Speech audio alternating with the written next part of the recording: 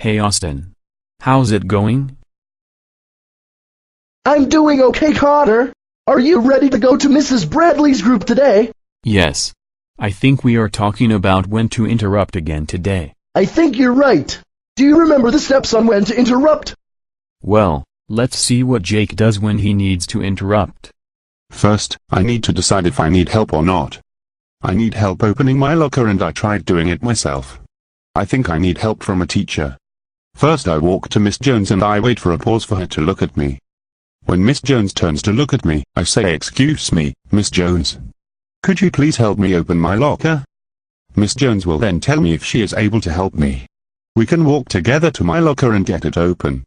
I think Mrs. David and Mrs. Bradley will be impressed with how we know all about when and how to interrupt.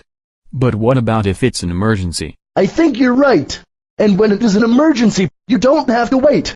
An emergency is when someone is hurt or in danger. We will have to remind our group of that too. Well, it's time for us to go to friendship group. I can't wait to work with Mrs. Bradley and Mrs. David.